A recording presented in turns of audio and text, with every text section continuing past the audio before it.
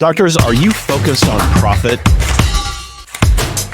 Hi, everybody. Welcome to the KC CHIROpulse Podcast, brought to you by CAPS Consultants and Chiro Health USA. I'm your host, Dr. Michael Perusich. I'm joined by my co-host, Dr. Troy Fox. Hello, Dr. Fox. It says Bridget. You don't look like Bridget.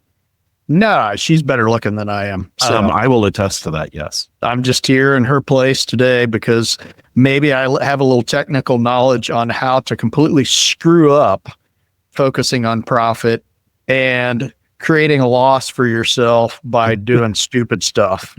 I've been there, done that. That's why I'm an expert at it. Whatever, you don't touch Bridget's computer. Oh, I already touched it a minute ago. I screwed it up. Yeah. I tried to change my name on here, but I'm not smart enough to do that. Hands off. That's right.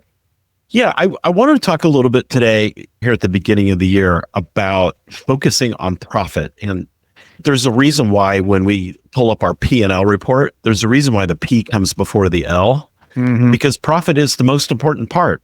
Now, are your losses, which are really your expenses, is that side of the ledger important? Yes, absolutely it is. But here's the thing. It's present time consciousness. If you're so focused on your expenses, guess what? You're going to create losses. You're just going to ride that pony right on down that trail. I think our profession has a tendency, sorry, I'm trying to change my volume here. I think our profession has just this little bit of a tendency to focus too much on the loss side, on the expense side, and we forget about the profit side. And maybe that's because we don't really know where profitability comes from. And now when I say that, everybody out there is thinking, I know where profitability comes from. You see some patients, they pay it, and money goes in the bank, right? There's a little bit more to it than that from a true business standpoint. So I thought it'd be good if we just kick this soccer ball down the field a little bit today and talk about profitability and how we get profit. I think you came across an important point right at the very beginning. We see people sometimes so focused and paralyzed by their expenses. That's one side of the spectrum. They're so focused or so paralyzed by their expenses, they don't upgrade their practices. They don't do anything to really make their practice attractive to people so they can generate profit. I don't know how many times I've walked into a practice and I go, oh my. I've done it a few times and say, maybe an optometrist office or a dentist's office or a medical doctor's office. There are some outdated offices out there. I was in my dentist's office the other day, and sometimes how we tell people to go out in your front room and just sit and see. I was looking at his chairs because that's what I'm trained to do. Sure. And I looked at him and went, time for a new set of front waiting room furniture. But I think sometimes we get really hung up on, oh my gosh, I'm spending so much money. The only way that I'm going to be profitable is to tighten the purse strings and not spend any money. And I think sometimes that really causes your practice to move like you're walking through concrete. I almost wasn't able to say that. I was trying, but that's what it feels like. Sometimes you're walking and you're knee deep in wet concrete and you just can't figure out your way out of it. So that's one side of the equation that we see. And unfortunately, when the general public sees that side, when you're in that rut, it really creates a bad light on your practice as well. Yeah. And I really don't like seeing that one. But the converse side is wildly spending without any kind of imagination whatsoever. What really creates profit and loss other than I see patients, I put money in the bank, right? Yeah, exactly. Yeah. And it's scary sometimes what we see people do. Right. And there's this happy medium. There's this sweet spot in practice really where your equipment and your physical plant has to look good. It doesn't have to be the Taj Mahal. You don't have to have gold-plated walls and restoration hardware furniture. What? Restoration hardware? I like that place. I know, but we don't. We don't have to have it. So we can go to Hobby Lobby or Walmart and get some furniture. Yeah, or make it look nice. And then as it ages, don't hold it together with duct tape and those kind of things. You got to let the practice evolve. It's got to grow. It's got to be refreshed at times, but we don't have to spend a ton of money on those things.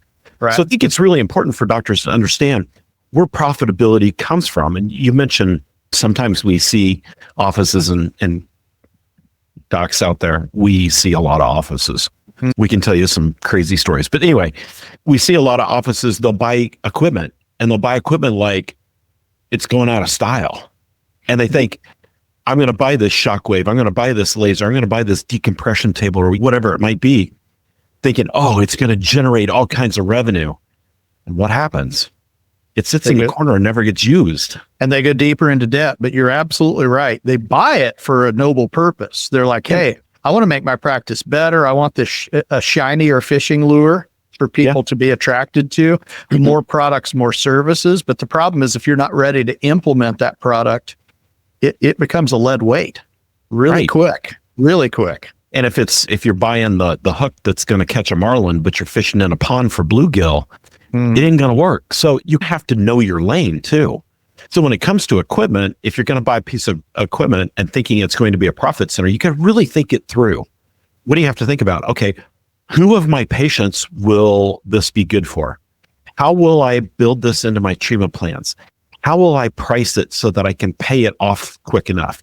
How many patients can actually utilize it? How am I going to communicate the value to patients for this? Am I going to need to spend money to market it? Am I going to need to train staff? Can I train staff to manage that piece of equipment and free my capacity up so I can see more adjustments? There's a whole bunch of things you have to think about. Hey, let me ask you a question real quick. So there are going to be people that are listening right now that are going to ask the question immediately. If I buy a piece of equipment, how long should I break even or start to get a return on investment? Oh, I love that question. Okay, so talk about that a little bit because that's important because there are some people that we've talked to that their timeline might be 10 years. Yeah. And other people have an expectation that they're going to pay it off in 3 months, which is fantastic. But what do you think is a reasonable timeline for a moderately priced piece of equipment for return on? Let's just go $20,000.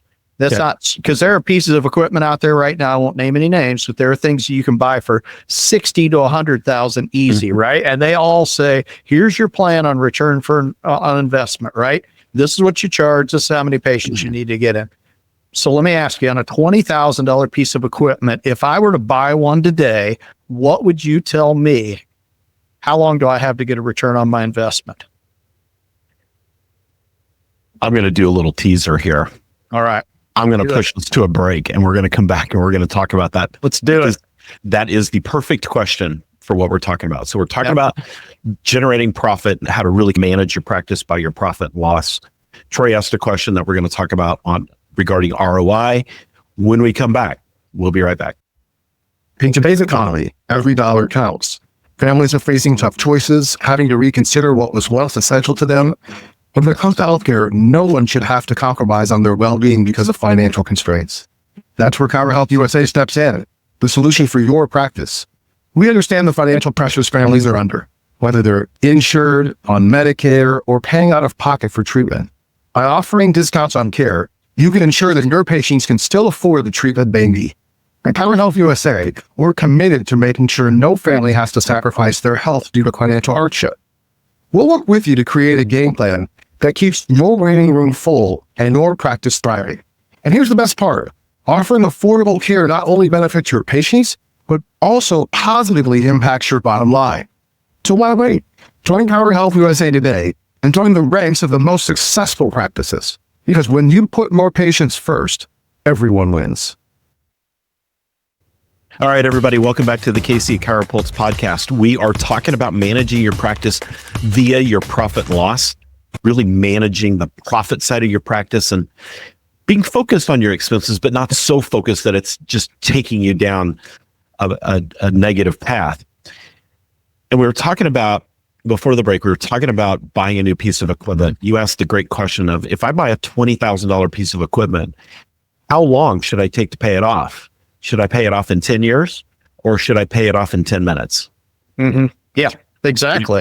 You didn't and say that's that. And that's a question a lot of people ask. Yeah, it is. Yeah. And it truly is a great question. And I appreciate the fact that I think most of us think about that when we buy a piece of equipment, but we really need to nail down how long it's going to take. And my general rule of thumb for most pieces of equipment of 20,000 and under is, what's it going to take to pay that off in 6 months? Now, it doesn't mean you will. It doesn't mean you should. And we can talk about the proper use of third-party money, like a loan or something. That's probably another podcast. But that's my general rule of thumb. What's it going to take to pay this piece of equipment off in 6 months? Okay. So if we take, I've got my trusty calculator here. If we take that 20,000 just in principle and we divide it by 6, okay. Yep. That's $3,333 a month. Now, if we take that 20,000, we'll go even further. And this is where some of you might need some financial help, which is one of the things we do here at CATS Consultants. So if we actually put that in the calculator and put interest to it, okay? So to pay it off in 6 months, we'd have to generate about, I'm going to round it up, $3,410 per month. Okay. Reasonable. However, if we're going to charge patients $9 a visit, it's going to take us a while. It's going to take 378 patient visits. Because you set the value, folks. You set the value. So if you have a poverty complex, or now I'm going to say this is sometimes the case, you can be in an economically depressed area where it just doesn't warrant. You may want to charge $175 a treatment with this $20,000 piece of equipment, and not one person would come in. So it's supply and demand. We have to remember that as well. We work in an economic environment where supply and demand rule. So if you only want to see 3 patients a month and charge them $1,000 a piece, you could try that.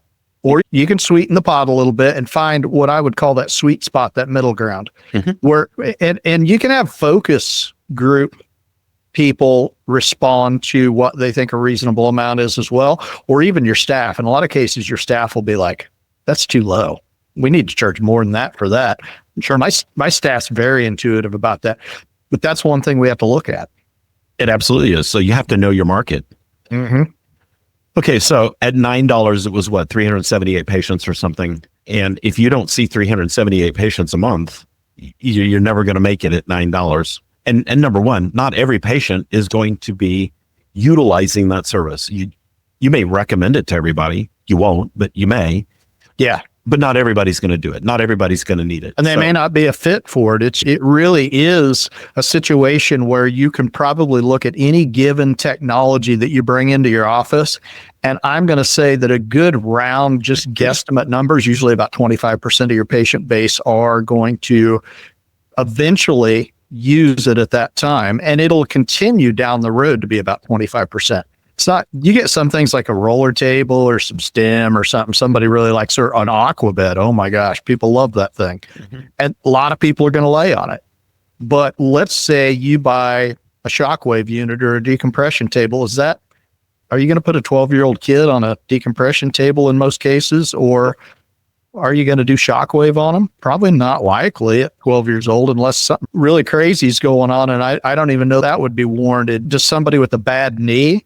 How many bad knees do you have in your practice? Probably about 25% of your patient base, right? Somewhere in there. Yeah. There might be a few things where you might be able to get a higher volume of patients. It's probably never going to be over about 40% ops. Right. Now, if we take that same scenario and we charge $79 per patient, then we need 43 patients to utilize that a month, or about 11 per week. Okay. Yeah. Does that seem a little more easy to attain? It does. But then the follow-up question is, this goes back to what you said a minute ago, know your community. Will people pay $79? So these are the balances you really have to look at. And I can give you a couple. We always like to give a little nuggets. Here's a couple of nuggets. Okay. Number one, in your first 6 months, don't expect more than 10 to 15% of your patients to utilize that service. Yes. Okay. Now, you might be really good at communicating, and I know everybody hates this word, but you might be really good at selling that service, and that's great. You might be able to get that number up a little bit higher, but let's set the expectation ourselves, the goal.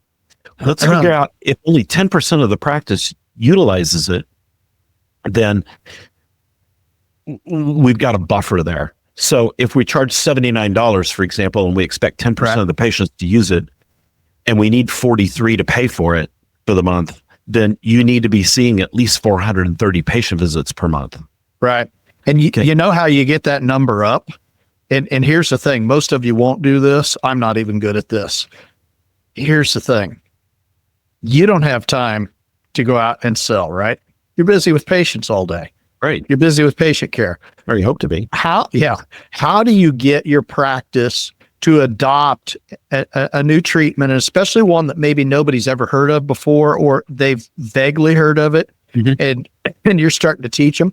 You better have a pretty good social media presence, because as I got told the other day, this is interesting, I met with ReviewWave because they now support my software. Guess what the one thing they said is, wow, you have really great reviews, but they're inconsistent. So inconsistency is a killer in your practice, and I suffer from it as well. Am I constantly asking for reviews from patients? No, I go in waves. That's why they call it ReviewWave, or now Aloha. But it goes in waves because sometimes I don't. It depends on my mood and what I'm thinking. And the staff's the same way. They get busy. So if you're going to market a new tool to get more than 10%, you better have a really focused marketing campaign put together. And I've actually just been thinking about this over the last month, because we're going to unveil a new piece of equipment probably here in 2 to 3 weeks, somewhere in that neighborhood. And I'm working on the marketing campaign right now, because I'm going to create an automated marketing campaign, because I know that I don't have time to sell it. So I'm going to see if I can get more than 10%. Yeah. And you might be able to. Maybe. I had a couple of profit centers. We didn't start at 10%, but I did get probably about 55 to 60% of the practice using it. You can get there. You just have to be really good at how you do it. And the problem most of us have is it's hard to keep your foot on the gas with something, especially if you are not 100% in belief of it. And what do I when I say that? If you're the kind of person that the first time somebody says, oh, that's a piece of junk, I don't want to do it, and you take it personal, guess what? You won't recommend it anymore. Now that brand new shiny laser becomes some place where you hang your laundry. And we've all been beat down that way. Our equipment sucks. We suck. We are a very hands-on profession that get evaluated not by the volume of our adjustments over our career or the volume of treatments that we've given patients with our modalities, but they base it on the very last one. Right. And so it's a hard climb, but I love the way that you approach it, because what you've done now is you've broken it down by the week. Can I and my staff now goal set?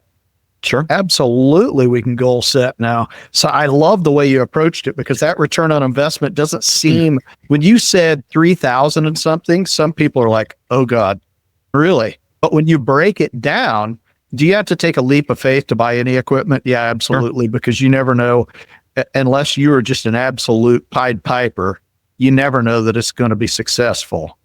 But from a standpoint of looking at the investment and breaking it down by the week, all of a sudden it's in manageable bites, and break it down even further to the day. Yeah, or even the day part. So what do I mean by day part? Oh, yeah. A morning and an afternoon, that's 2 day parts, morning, afternoon. Break it down. So if you break it down to a standard 4-day week, you need 3 patients per day on that service at $79. So that's 1 in the morning, 1 in the afternoon, and you cut the other one in half. Exactly. Okay. Gotcha. So the whole goal then would be, okay, let's identify 2 patients in the morning and 2 patients every afternoon, and let's get this thing going. Because now what have we done? We need 1.5, but we're shifting 2. So now we're already building what? Profitability into the whole process. We're not just paying it off. Now we're starting to think profitability. So when you look at profitability, what we have a tendency to do is focus so much on the expense side that we see everything as an expense. Okay. People do this with coaching. They think, oh, that's just an expense. They forget that membership fee to your coaching or consulting program is actually helping you generate way more, probably 10 to 20 times more than what that membership fee is. So we have to look at everything on the expense side of the P&L and think, okay, how is that helping me generate revenue? I've got this loan on this brand or lease, whatever it might be, on this brand new piece of equipment. Okay. How do we look at that? Is it just an expense? It's an expense if we're not creating revenue. Mm-hmm. But if we look at that and go, okay, that $3,000 a month that I want to pay, so I pay it off soon. We'll just use that number. I've got to look at that as, okay, that 3,000 could help me generate 6,000 or 9,000. Mm-hmm. What do I need to do? How do I break that down? So I'm generating more than what it's costing me. That's how you have to look at everything. And that's what your P&L does. It puts it all in black and white right in front of you and lets you look at it. Now, some of you out there are probably going, I didn't even know I had a P&L. Where's my P&L? You have one, I promise. Right. If you have an accountant, your accountant's probably using QuickBooks Online, you should have access to it. If you don't know how to read it, ask your accountant, how do I read this? How do I utilize this? How can this benefit me by reviewing it? If you have a business coach, we do this all the time with doctors. We help them understand, what does that P&L mean? And how can I take those expenses and not just look at them as expenses? How can we turn those expenses into profit? Now, there are some expenses you can't do a whole lot about, but Troy, you brought up marketing. Okay. You're putting together a marketing program. Mm-hmm. We want marketing to have an impact, not just an expense. So you might be putting, make up a number, $1,500 a month into your marketing. Mm-hmm. Number one, is that the right number? Are you generating enough revenue? This is something else we do for, we help them understand how much you have available to spend on marketing, but that's a side note. But if you're spending $1,500, it's an expense if you only generate $1,000. But if we look at that and go, okay, I'm spending $1,500, how do I generate $3,000? What do I need to do? How many new patients do I need to get in the door utilizing this service to generate $3,000? Because we should utilize all of our expenses to help us parlay that into higher profits. Yeah, it scares me to see sometimes the way people handle development and launching of products. And I'm going to give you a couple of real quick tips on this, and then let's talk about high expense marketing. Mm-hmm. So here's how you launch a new product. Docs, know everything you can about it. Learn as much as you can. Figure out what other people are doing marketing wise, know your market, what it costs. Yep. Next step, you got to train your staff. So you need to get them excited about it too. Let them know why you're excited about it. They're going to be excited. That's step number 2. So we get our staff trained on it as well. You notice I haven't said one word about talking to patients yet. Right. I get my marketing plan together. I get ready to go. And literally when the first patient walks through the door, we've already rehearsed this. We've already used the product. We've trained on it.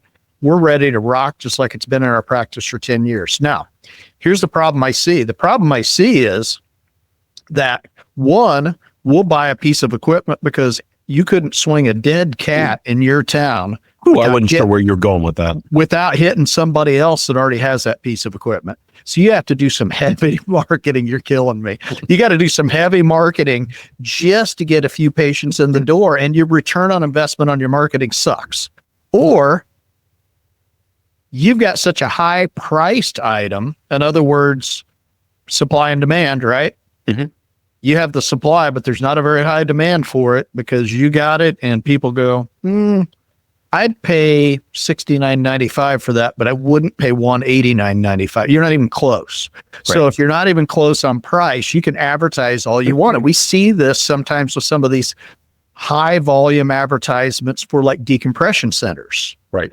To where sometimes people are just pounding the marketing because they can't get people through the door for some of these big packages. Mm-hmm. And your return on if you get a bunch of people in the door and people get well and they're telling other people, then you're going to get retention and it makes it worth it. But if you just have people coming through the door and pouring right out the backside and your practice stays static, you really are losing money by doing that because you're not investing in anything that lasts.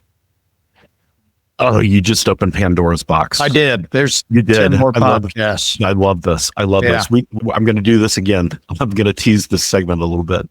So we're talking about managing your P&L. We need to take a quick break, but we're talking about managing your P&L.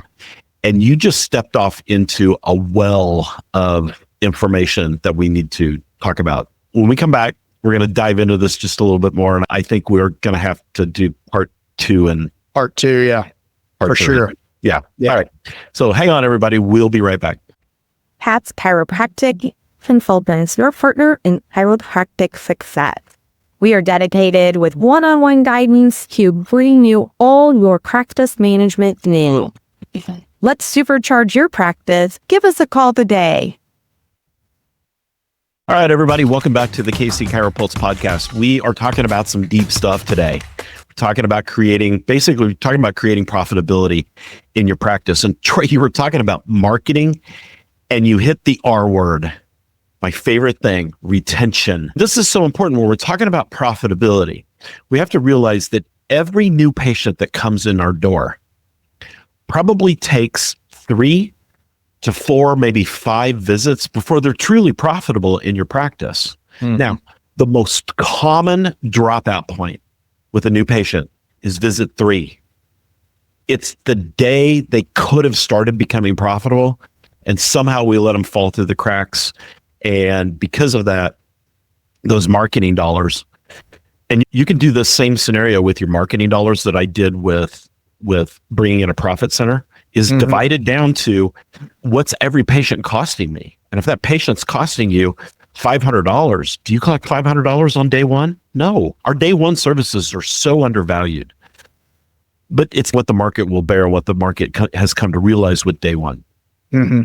So we've got to get them to that point where on what visit are we hitting that $500 mark? So we're at least breaking even. I'm telling you, cost it out. It's the 3rd, 4th, or 5th visit for most of us before we get there.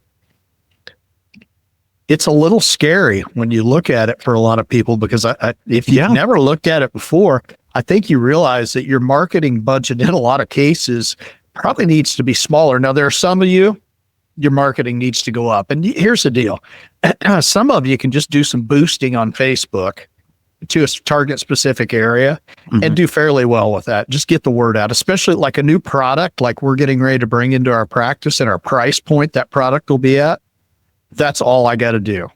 Quite frankly, my marketing campaign could be that easy. Now, what we're going to do is we're going to drive people to our website with that as well. So it's a twofold marketing plan. Sure. But I don't have to spend a ton of money to do this. I don't have to pour a bunch.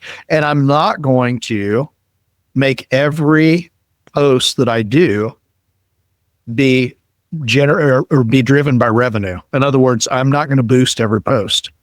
We're just going to boost a few of them, and we're going to start bringing people in, and then it'll organically grow, which that's another secret to that.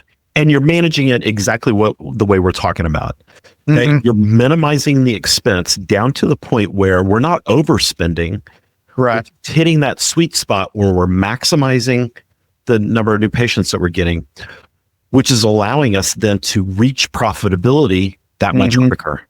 And so these are important things you have to think about in your practice. We can't just willy-nilly spend money, and we can't just willy-nilly set our fees thinking that we're going to be profitable. And I see this happen a lot. I see doctors misusing, it's probably not the right word, not setting their fee strategy correctly. It's random. That's the word I was looking for. They're just randomly setting their fees up. And their fees typically aren't high enough to cover the expense load. So now that forces them to just look at expenses. And we've got to figure out what the fee strategy is. And you can't look at just the market. You can't look at Dr. Bill down the street and go, oh, he's charging $29 for an adjustment. I probably should charge $28. That's just a race to the bottom. You need to charge what your practice needs you to charge so you turn a profit. That's hugely important. And everybody, I'm gonna cut on our profession here just a little bit. And keep in mind, people, I love this profession. So when I do this, it's just a frustration of mine because I see a better way. We have a tendency to always want to undervalue our services. We have a tendency to be random about how we run our businesses.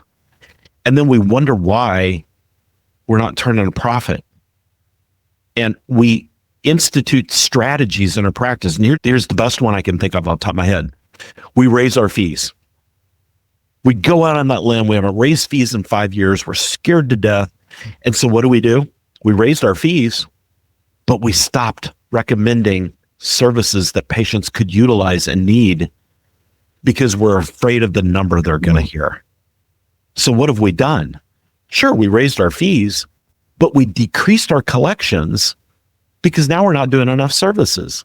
Sometimes you even see them go down when that happens. Yeah. It's crazy. Instead of you being where you're at, you raised your fees and then you quit putting therapy on patients or something. Right. Oh gosh. And now all of a sudden we look at your numbers 3 months later and you're trending down dollar-wise. It's what in the world? The other big thing that I see, and you guys know this is happening, it's called that front end load. And you talked about it a minute ago about patients leaving after 3 visits. We focus so heavily on getting new patients in the door. We don't have any procedure in place to make sure that patients are successful with their care, that they're happy with their care, that they're giving it, maybe they're doing, maybe they're not, we're not checking to see if they have any suggestions for our office. I love doing those questionnaires. I think those are all important factors because that client now or that patient feels included in the process. And there are groups out there that'll help you put that together if that's something that you can't do on your own or don't want to do on your own. But I think it's an important part. And I think instead what we do is go, I'll put out a $29 ad. I'll drive as many patients through the door as I can. And then I have no plan. And then it's like a boat with holes in it. You can bail as much water as you want and it keeps filling up with water. And you're sitting there going, why is my practice still sinking? Why is it still filling up with water? You're front end loaded. So where are your long-term patients that are getting wellness care? Where are your patients that believe in chiropractic like you believe in chiropractic? So that all ties all the way back into profit and loss, because if you can't keep patients under care that get chiropractic, you need to take a step back to start with. That's where you have to start. You can't build a practice long-term on the front end. Now, I understand if you're first 2-3 years in practice, I get it. So we need new patients. That's how we get going. But if you're 5 years or longer in practice and you think you're still dependent on new patients, you may be looking at your practice wrong. And so if you're just constantly trying to drive more new patients, my first question is, what's your new patient capacity? And you're going to look at me and go, I don't even know what that is, because you've never looked at how many new patients can my practice actually handle. We just keep shoving them in the door. Right. That increases your dropout rate. I'm here to tell you, I don't even have to look at your stats to know that's increasing your dropout rate. We have to look at not the front end of patients from a profitability standpoint. Our profitability comes from creating lifetime patients, from creating long-term patients. Walmart didn't get big because they're constantly looking for new clientele. They bring in new clientele. But it's because they keep people. McDonald's sells so many hamburgers because they keep people coming back. Nordstrom's has a great business model because they keep people coming back. So that they have the price. They have the same model that we have in chiropractic. If you didn't realize, people that pay, stay, and refer their friends in. Oh man, when Walmart first started, oh my gosh, you got to go to Walmart. Things huge. They got one of everything in there. Literally when Walmart's first started, some of you guys are young enough, you don't remember when Walmart started, but I remember back in the days of TGNY and they had some stuff. Yeah.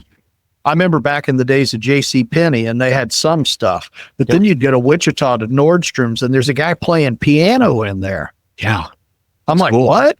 It's cool. So guess what I did? Paid, stayed, and referred my friends in there. Yeah. Pay, stay, and refer. It's the same thing in chiropractic. And unfortunately, we often want to say, I don't like to do sales. I like profit. I like profit and I'm running a business. So here's the thing. I got a great product. The only reason that you don't want to do sales is because you don't believe in your product. Yeah. So if you believe in your product, it's not really selling. At least it doesn't feel like it. Because who am I, Dr. Perusich? I am the philosophy guy. I've made some people mad because of things I've said philosophy-wise to them and called people on the carpet that are chiropractors, because if you don't have a belief in what you do, and I say belief like it's a belief system, but you know what I'm saying. If you don't understand the philosophy of chiropractic and you don't understand the science behind it, and you think it's just a back popping, hey, I feel better kind of experience like a lot of our patients do, you're going to struggle to be profitable in practice. So I got to go all the way back to philosophy. We got so many loose threads going on this podcast today, but there are so many directions that we could go with this. But that's one I look at often is, where are you at? I hear chiropractors that tell me, how often do you get adjusted?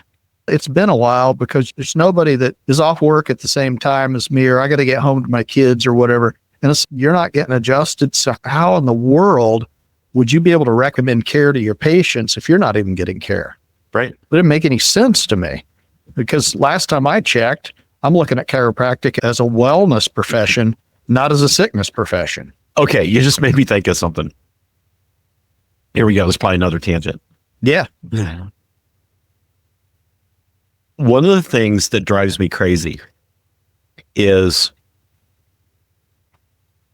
when people are on maintenance care, if we're recommending maintenance care, and we say things like, just come back when you need to, or come back in 4 weeks or 6 weeks. We'll just put you out that far. Yeah. And then I turn to the doctor and say, how often do you get adjusted? Oh, at least once a week. Why do we let our patients not have access to care like we do? Shouldn't they at least have the opportunity? Get out of your poverty complex mindset. You're killing your profitability. Again, I'm bringing it back to profitability here. Yep. You're killing your opportunity for profitability. You're so focused on the new patient that we forget that it's the lifetime patient, the maintenance patient, the long-term care patient, whatever you want to call it. That's the patient that builds your practice. Yeah. And if you move a patient to wellness who then asks you, can I come in a week earlier than that? I don't really want to go out 3 weeks or 4 weeks. Could I be seen in 3 weeks, or how could I be seen every 2 weeks? You missed a huge opportunity. Now it's there because they just gave it back to you. They threw the ball back to you. So you got a huge gift from your patient because they said, I want to get adjusted more often than that. But here is one way that you can approach this. You make a blanket recommendation. Let's look at the cadence of care that we're going to put you on, Michael, as I start to work with you and your treatment plan is over. So what I'm going to recommend at this point, and I'll just tell you, a lot of patients ask me, how often do you get adjusted? I get adjusted weekly. I have for 30 years. I've got adjusted weekly. I'm going to make a recommendation for you. Now, hey, by all means, I typically don't offer, or I don't recommend a lot of folks get adjusted once a week because I just think of time restraints. Sure, a lot of people, it's just sometimes a struggle, but if you want to get adjusted every week, by all means. So what I've done is I've thrown in a negative there. So now I can throw my positive. And you may disagree with me on this. I want to see how you respond to this. Now I say, but what I'm going to do is I'm going to recommend that you be seen every 2 to 3 weeks. And I leave it at that. So what did I just do? I gave an option number 1, which I assume they'll discount because they're going to pick the one in the middle. And then I gave 2 and 3. So I gave 1, 2, 3, and without fail, they go up front and schedule for 2 weeks. Because that's what I really wanted them to do anyway, because that's what they need. That's pretty much what I did too. Yeah. The town that I practiced in, the mindset was monthly when I got there. Monthly mindset. And I slowly started changing it. And I would tell, it started with, okay, I want to see you in 3 to 4. Yep. And a lot of them would ask me, how often do you get adjusted? I get adjusted every week. Oh, okay. I'll try 3 is what a lot of them would say. Then after a while, I'd start telling them, all right, I'll see you back in 2 to 3 weeks. Now, you have to have your staff keyed in on this too. Doctor wants to see you back in 2 to 3 weeks. And they have to start with 2 weeks looking at the schedule. And I'm going to tell you guys, we did this big, huge experiment in our practice. And when you get people to 3 weeks, no more than 3 weeks, they remember what the adjustment feels like. Yeah. And now they want to start coming in sooner. And that's when, Troy, you mentioned it. That's when they start asking you, the doctor, how often do you get adjusted? Right. And I learned to just lead with that. Okay, here's the deal. You're ready for maintenance. Now, I get adjusted every week. Marissa, up there at the front desk, she gets adjusted like 2 or 3 times a week. And so you set that perception. Oh, okay. You guys look healthy. You guys get adjusted Yeah. often. Maybe I need to be too. Yeah. Now, here's what's crazy. On a national level, and we're starting to see this with places like New Spine and The Joint and some of the chiropractic offices that have become franchised and do more of a monthly plan. What we're seeing on a national level is a lot more people asking for every 2 weeks care than they are monthly care. And it's mind-blowing to me that we as chiropractors think once a month. And the public had been somewhat ingrained into once a month, but when people are spending money and have a reasonable value, a lot of times they're saying, you know what, I have a really busy schedule and I'm under a lot of stress. I'd really like to get adjusted once every 2 weeks. Okay. Yep. So we're not offering that to our patients, and you just tell them a month, they're going to do a month. So you really need to offer up what the options are. And I have some patients that have been weekly patients of mine for quite a while. And they are, I'll tell you what, those weekly patients are adamant they're going to get their adjustment. Like today, at the time of us recording this podcast, I'm snowed into my house. And so I have patients that didn't get us. Yeah, Daytona probably is, that area is probably a little nicer today, but I have those patients that are freaking out right now that are going to get adjusted this week. It's amazing how committed they are to getting their care. Yeah. Somebody that's a month, we'll just push it out another week, or even worse, I'll just wait until next month because I'm really busy right now anyway. I don't have time to reschedule. Yeah. Those are the kinds of things that you hear when people aren't really feeling the full benefit of care. So again, that goes back to profit. We're going to end up having to break this podcast in half for sure. Because it goes back to profit. When we look at that, you're leaving profit on the table when we start talking about profit and loss. With the same amount of patients in your practice, if you could double the revenue with even 25% of your patients, that's pretty darn good. So I'm telling you, if you've been in practice 5 years or longer, you're sitting on a gold mine. If your practice isn't profitable, give us a call. Jump on my schedule. Let's just have a 30-minute session and talk about your practice. And I can point out some things probably over the phone or immediately where you probably have some holes. And you may have picked up on some of those in today's podcast because we gave you a ton of jewels today. Oh my gosh. I love it. But go to our website too, katzconsultants.com, Katz with a K. Go check it out. We've got some free downloads on there. I don't know if this is still up there or not, but we have one about increasing your practice by $130,000 or more a year just by doing I can't remember, 7 or 10 little things in your practice. And it's amazing. We talked about some of those today. It's amazing how quick your profitability, your revenue and things will go up. And gosh, guys and gals, here at the beginning of the year, wouldn't it be nice to have a more profitable 2025 than 2024? You may have been super profitable in 2024. Let's not take our foot off the gas, because guess what? The world gets more expensive as time goes by, and we want to keep up with that. So our profitability has to keep ticking up and up. Corey, anything to add? I know there's so much to talk about. Yeah.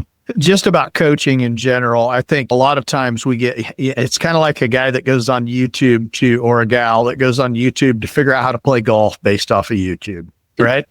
There's a lot of really good tips out there, but how do you integrate those into your swing? Yeah. How do you integrate the tips that we're giving you into your practice? Some of them are easy. Some of the things we're giving you are just nuggets that you can take back immediately. But you know what we see with clients all the time? And I was the same way as a client. What I would do is I would juggle 8 balls at once, and I'd do it really well as long as somebody was right on top of me. Hey, how's this going? How's that going? Let's take a look at your numbers and accountability. And the second that I'd get off my calls, which I know, crazy, right? But even I did that back in the day. I wouldn't end up on my calls. And you know what? I'd start dropping balls. Yep. And then when I'd get back on my calls, now I got work to do again. Because I had somebody look at my practice from the outside that could identify the key areas, because they do it all day, every day. That's why coaching is important. You can get tips on here from us, and we're going to give you everything we can. Right. But it isn't going to solve all the world's problems. Even the best players in the NFL need coaching. Although I didn't see Andy Reid doing a whole lot of coaching yesterday. Hey, I don't think he needed to. I think he just sat there. Yeah. It's the accountability factor. So go check us out. Go to katzconsultants.com, jump on our schedule. Happy to do a conversation with you. We do those for free. People ask me all the time, why do you guys do that? Because we love this profession and we believe everybody has a shot at running a very profitable practice, because chiropractic is being sought out by people in today's world. All right. On behalf of all of us here at Katz Consultants, thank you for tuning in. Make sure you subscribe. Tell everybody about the podcast. We're growing because of you. So we'll see you next time. Have a good one.